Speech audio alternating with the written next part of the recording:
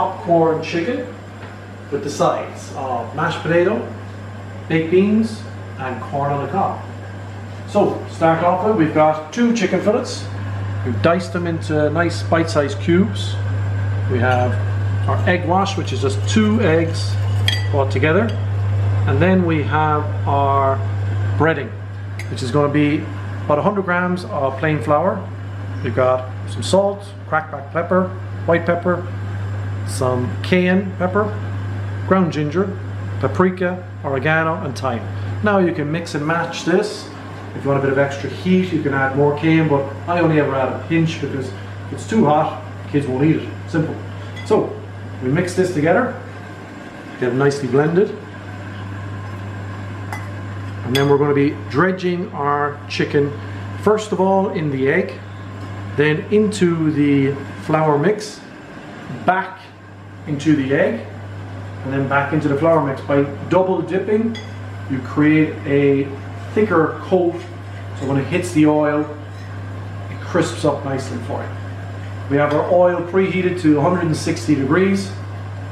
As always, I'm using rapeseed oil, which is Irish, has a high smoking temperature so you don't get any spitting. You can use normal sunflower oil or any other vegetable oil. Do not use olive oil at that temperature. So that's nicely mixed together. And what we're going to be doing is putting our chicken into the egg. Better to use just one hand. Then into the flour, back into the egg, into the flour again, and into our oil. So, stage 1. Grab a nice handful. Get it well coated in the egg mixture. And into the flour and get it coated again. You don't want to be cooking too much at one time because that will drop the temperature of the oil and then it just gets sort of soggy, it doesn't get crispy on the outside. So, taking our first dip back into the egg. Again, get it coated.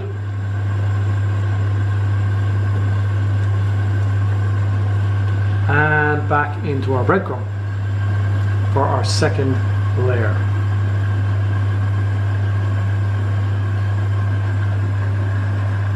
Right. Now we shake off any excess. And then, slowly and safely, we drop into our oil. Preheated to 160 degrees. Make sure that you separate the pieces.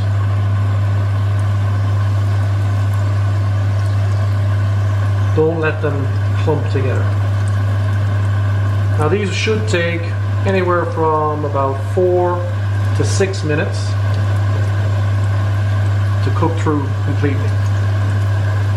The reason you don't want the oil too hot is that they'll brown up too fast, burn on the outside, but they won't be cooked through to the middle.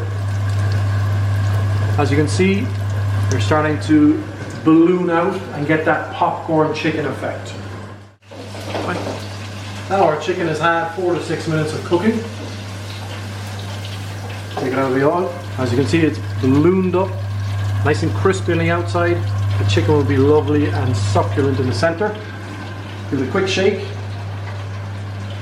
Obviously you can do your second, your third batches as you go on. Now, onto a bit of kitchen paper.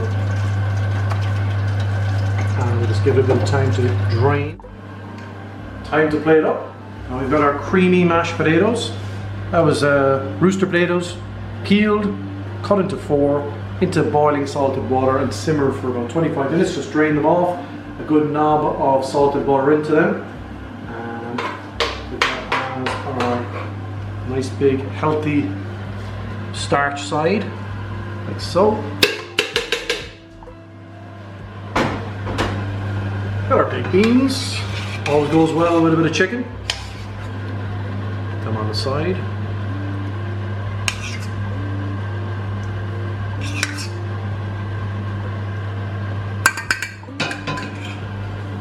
And our corn on the cob, good to go. A knob of butter on top goes well with the corn. And finally, star of the show, our popcorn chicken. Lovely and crispy, with a succulent chicken breast in the center. Now, from beginning to end, that took about 25 to 30 minutes. The longest thing that takes will be the potatoes and the corn. Much better to be making that at home than queuing for 45 minutes or more, they say, at your local drive-thru.